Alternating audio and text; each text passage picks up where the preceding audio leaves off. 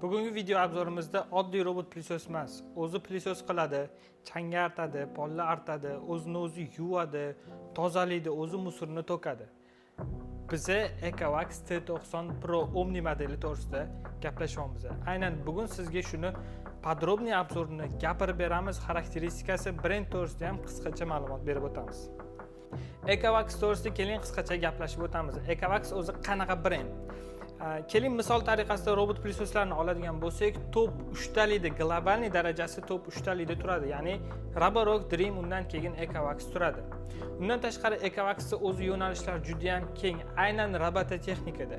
Ya'ni misol tariqasida aytishimiz mumkin, robot gazonokosilka, undan tashqari robot basseyn tozalaydigani, robot очиститель воздуха va hokazo.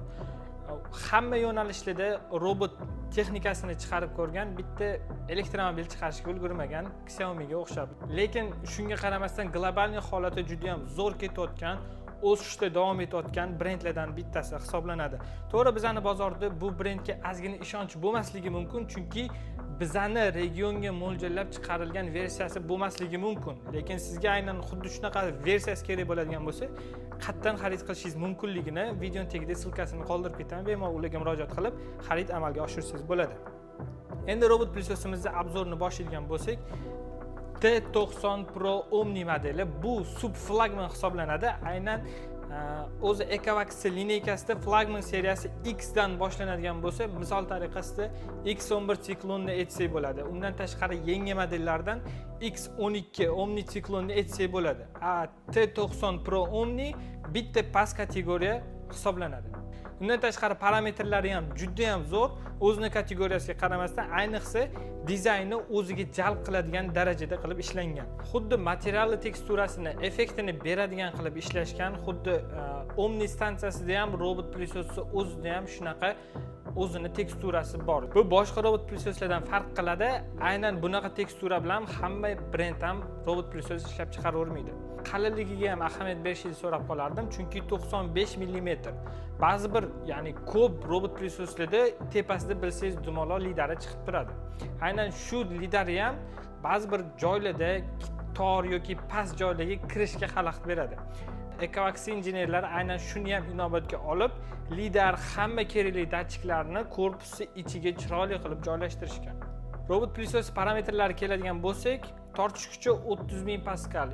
Eslatib o'taman, eng qimmat, eng zo'r flagman versiya robot plyusoslarda hozirgi paytda 35 000 paskal. Bu sub flagman 30 000 paskal o'zini narxiga, o'zini pozitsiyasiga top hisoblanadi. EcoVaxni boshqalardan ajratib turadigan asosiy farqi bilasizmi nimada?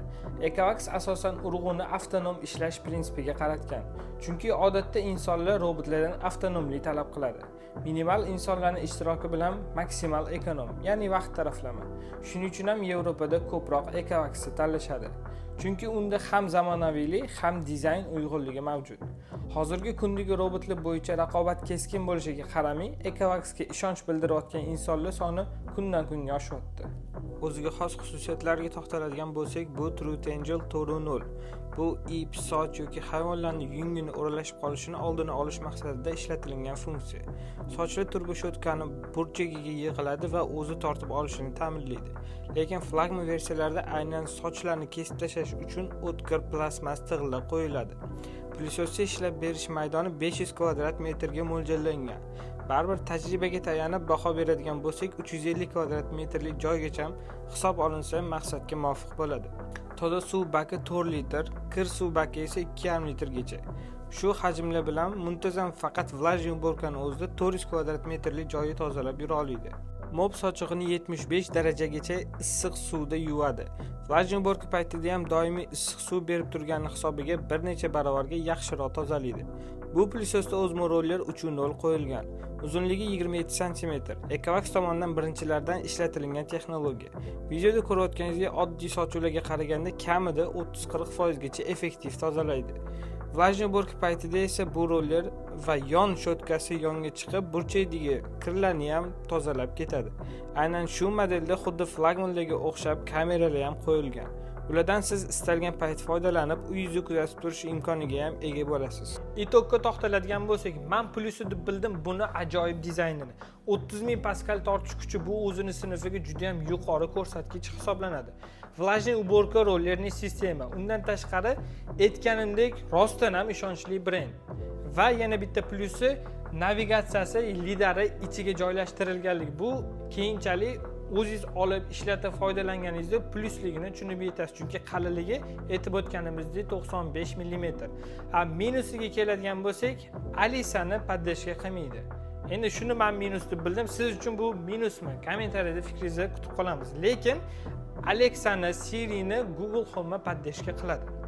Ko'pchilikning fikriga, ya'ni to'g'ridan-to'g'ri otziviga qaraganda o'zini to'g'ridan-to'g'ri konkurentlari Roborokki ham, Dreammi ham kerak bo'lsa flagman versiyalarini ham xuddi shu plyusos ishlash yaxshiligi, ishlash prinsipi bo'yicha urib qo'yayotgan ekan. Endi bu insonlarning to'g'ridan-to'g'ri o'zini fikri. Xullas, siz qanaqa fikrdasiz aynan shu brendga? Kommentariyada fikrlaringizni yozib qoldiring. Endi bizani ham O'zbekiston bozorida ham liderlar 2 ta emas, endi 3 ta bo'ldi. Keyingi video obzorlarimizda Ecovax'ni boshqa modellarini ham olib chiqib obzor qilib berishlikka harakat qilamiz. Keyingi videolarda ko'rishguncha xayr.